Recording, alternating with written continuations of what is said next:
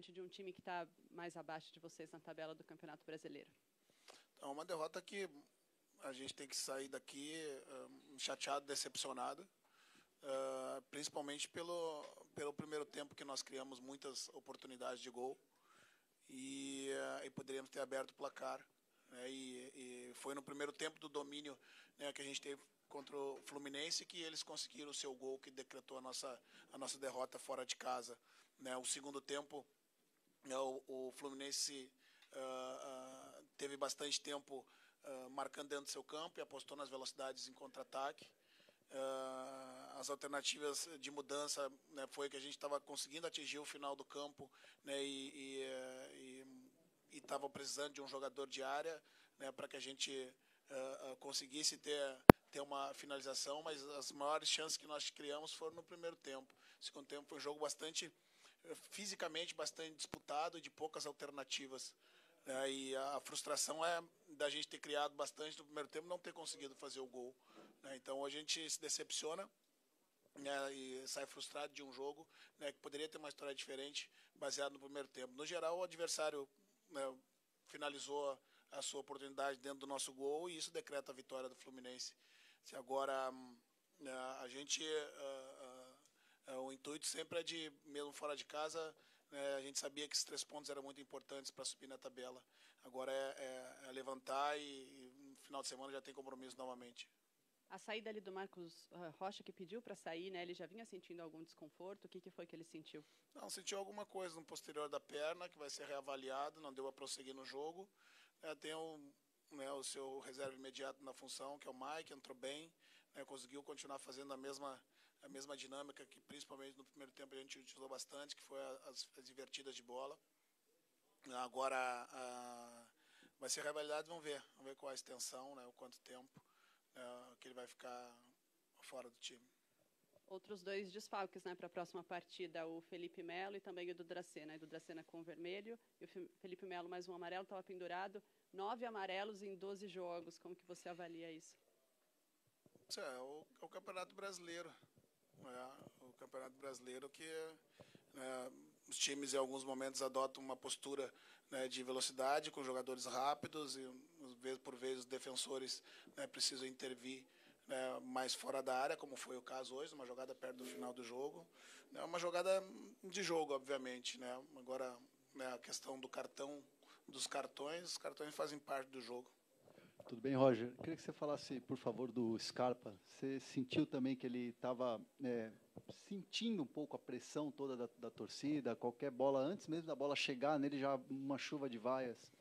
Não, eu não vi o Scarpa abaixo e que a gente pudesse atribuir isso ao fato dele estar sendo vaiado a cada momento que toca na bola, né? Antes do jogo eu relatei que o Scarpa, por mais que seja jovem, é um jogador experiente, né? Sabe lidar bem com essas situações, assim como o Lucas também teve que lidar quando a gente jogou contra o Santos, né? Faz parte da carreira do jogador, né? Os lances que porventura tomou uma decisão errada foram equívocos do jogo, né? De uma tomada de decisão diferente do que poderia ter feito.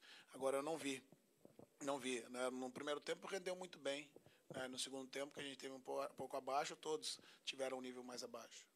Você atribui que o Palmeiras oscilando muito, principalmente no Brasileirão, onde a comissão técnica buscava essa retomada, encostar nos líderes. Se a gente analisar os últimos resultados do Palmeiras, o Palmeiras sempre cedendo, o empate foi diferente, claro, contra o Atlético Mineiro, mas a que se atribui esse Palmeiras que oscila tanto? A característica do Campeonato Brasileiro, né?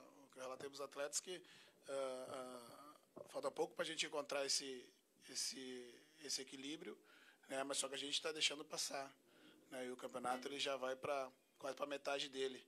A chance de se aproximar dos líderes ela acontece a cada rodada, né? E a gente tem que estar pronto para atuar, né? Diferente do jogo, né, contra o Atlético e diferente do anterior, né, que nós cedemos o empate, hoje nós não tivemos forças, principalmente no segundo tempo, para buscar um empate.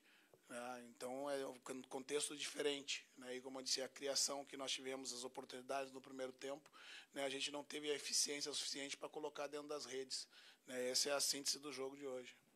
E em relação ao Felipe, queria que você falasse sobre, a Eduardo até falou sobre os números aqui dos cartões, né, 12 jogos, 9 cartões. É claro que o Felipe é um cara muito experiente, é um dos líderes desse Palmeiras, mas pelo número de cartões, requer uma conversa ou você acha que isso é desnecessário? Sempre há necessidade, né, de conversar. Né? O fato é que o jogo do Felipe é um jogo de intensidade.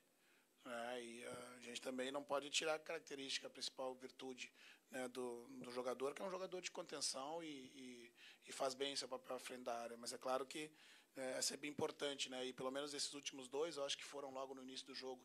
Isso faz com que o jogador tenha que se retrair um pouco na sua abordagem. Né? E a troca no segundo tempo também teve em função, motivada em parte em função disso, né? Em função do Fluminense começar a jogar em contra-ataque e o jogador do meio-campo ficar um pouco mais exposto e correr o risco de a gente perder um jogador muito cedo na partida. Claro que a gente conversa, mas o Campeonato Brasileiro é duro, os critérios de arbitragem por vezes se alteram. Não sei se valeria naquele momento ali, né, um cartão amarelo no início de jogo, mas sempre se conversa. E em relação à paixão do torcedor, que a gente sabe que quando vence, o treinador é sempre o melhor do mundo, e quando perde, ele não serve. Como é que você vai lidar com isso, ou como é que você está lidando com isso, principalmente aquele termômetro do torcedor do Palmeiras, no último jogo lá na Arena, se não fosse a vitória, né, seriam vaias, como a gente ouviu durante parte da partida. Mas não acabou em vaia porque a gente venceu, né? E um torcedor é passional, eu já tenho dito e respondo desde o começo do ano com relação à pressão de dirigir o Palmeiras. Né, não há nenhum problema com relação à pressão, né, faz parte, é inerente à nossa função. A gente lida da melhor forma possível, sempre tentando fazer o melhor. Né, e algumas vezes, quando você não consegue, né, a responsabilidade acaba sendo toda do comando. Né, quando a gente vence, se divide a responsabilidade, né, por aqueles que fazem o gol, né, por aqueles que participam da jogada, e eu também pego um pedacinho dela. Mas quando a gente perde, a liderança ela é sempre responsável, e isso faz parte do futebol. Faz 100 anos que o futebol está no Brasil e é dessa forma. Lida-se com muita tranquilidade, né, entendendo, né, que o torcedor sempre gosta de vencer e quando não há vitória ele vai questionar, e um dos pontos importantes desse questionamento é sempre o comando. Não tem problema nenhum. Roger, boa noite. As inversões que o Palmeiras fez de jogo e até alguns lançamentos mais longos, tem alguma relação com uma falta de compatibilidade no meio-campo, ou já era uma estratégia planejada, usando bastante amplitude e ter bastante inversão de jogo, ou até tentativas delas no segundo tempo? As inversões que entraram muitas eram um planejamento em função, né, do Fluminense fechar bastante o meio, a gente ter condição de inverter para o corredor do lado contrário e usar a profundidade, né, ou dos nossos atacantes ou dos nossos laterais. Né, foi a estratégia. Né, e pelo fato de a gente estar conseguindo essas inversões, né, que houve a opção de colocar um jogador de área para que a gente conseguisse chegar na área e ter alguém, né, com porte, né, para as disputas dessas bolas. Boa noite, Roger. O que você enxergou hoje do posicionamento do Moisés? Até nessas bolas invertidas parecia que ele ficava um pouco sem função, mais adiantado, e quando ele recuou um pouco mais, principalmente na saída do Felipe, ele começou a tocar mais na bola para tentar desenvolver o jogo. O fato de tocar mais na bola não significa que o jogador está participando ativamente do jogo. Como meia, o Moisés fez um papel muito importante no primeiro tempo, né, buscando as costas da defesa, ora se projetando para as amplitudes para pegar essa bola e fazer a gente progredir dentro do campo. No segundo tempo, naturalmente, né, por jogar mais atrasado e o Fluminense permitir que a gente pegasse essa bola, o atleta vai tocar mais na bola. Né, e é uma função que ele também se sente muito à vontade para fazer. Boa noite.